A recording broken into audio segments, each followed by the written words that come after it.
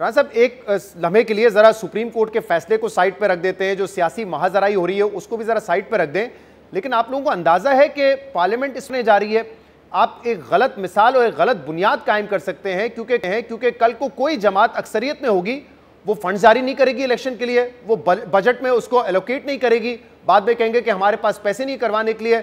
आज आपकी अक्सरियत है पार्लियामेंट में, कल इमरान खान की अक्सरियत होगी, किसी और जमात की होगी। ये तो एक बड़ा गलत प्रेसिडेंट सेट हो जाएगा, एक बहुत ही खतरनाक हम बुनियाद सेट करने जा रहे हैं। इसका अंदाजा है आप लोगों को? वैसे नहीं, देखिए शहजाद साहब, आप इस बात का अंदाजा क्यों नहीं करते कि इस किस्म की गलत मिसाल जो है वो किस बुनियाद पे सेट होने जा रही है।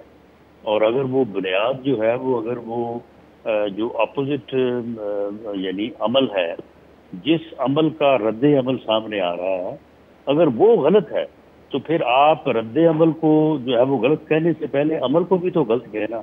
आप मुझे बताएं कि कब कब ऐसे हुआ है पिछले 74 सालों में कि 4 जजेस एक फैसला दे रहे हैं, 3 जजेस एक फैसला दे रहे हैं।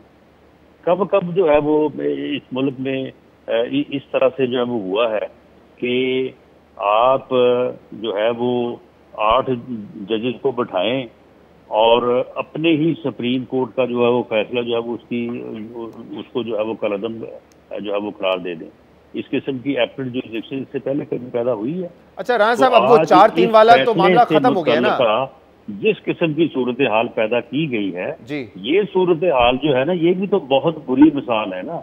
ये अमल भी तो नामुनासिब है, तो फिर एक नामुनासिब अमल होगा तो उसका रद्द अमल जो है वो मुनासिब कैसे हो जाएगा? राणा साहब, एक मुनासिब अमल तो ये होना चाहिए था कि असेंबलियां तहलील हो गई हैं, आप लोगों ने कहा था इलेक्शन करवाएंगे, इलेक्शन आप करवा देते 90 दिन के अंदर, जो कि आइन भी कहता है। मामला कोर्ट में जाता है। आइन ये नहीं कहता। आइन यही कहता है कि 90 दिन से ज्यादा नहीं हो सकता। नहीं, बिल्कुल नहीं कहता, आइन बिल्कुल नहीं कहता। क्या कहता है आइन? और ये असेंबलियां जो है ये तहलील नहीं हुई, ये असेंबलियां जो है एक झूठी जिद और अनाज के ऊपर जो है वो कुर्बान हुई है।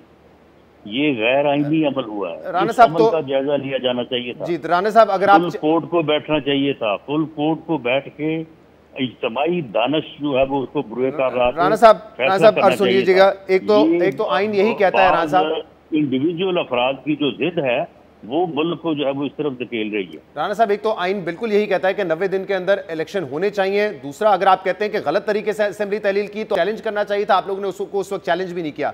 जहां तक 4-3 वाला मामला है वो आपकी हुकूमत खुद खत्म कर चुकी है। आप सियासी तौर पे तो 4-3 कहते हैं, लेकिन आप अमल दरामद 3-2 के बेंच पे ही कर रहे हैं। आप अमल दरामद जो 3 बेंच बनाता है इंप्लीमेंटेशन बेंच, उस पर ही कर रहे हैं। अटॉर्नी जनरल ने कहा है कि हमने तो देखे, फिर अगर हम अमल दरामद कर रहे हैं तो फिर झगड़ा किस बात का? नहीं, हाँ, तो अमल दरामद करके आप पार्लियामेंट की जिम्मे डाल रहे हैं, इसलिए मैं नहीं तो फिर आप किस बात के ऊपर जो है वो आप नाराज हो रहे हैं? अगर हम अमल दरामद कर रहे हैं, मैं तो आपकी उस बात का जवाब दे रहा हूँ, होने दे। मैं तो कह रहा हूँ आपकी उस बात का जवाब दे रहा हूँ जब आपने कहा 4-3 वाला है। मैं कह रहा हूँ 4-3 तो हुकूमत ने खुद ही खत्म कर दिया, लेकिन अब आप पार्लियामेंट को सामने लेकर आ रहे हैं कि पार्लियामेंट फंड देने से इनकार कर रही है। कल किसी और की हुकूमत होगी, उसने भी पार्लियामेंट को आगे कर देना है अपनी अक्सरियत दिखा के कि हम फंड नहीं दे रहे, करवा लो इलेक्शन। फिर अगर इस किस्म की हरकतें, इस किस्म की जो है वो तजावुज़ात और इस किस्म के यक तरफा अना पे मबनी, जिद पे मबनी, मुतकब्बराना और गैर आईनी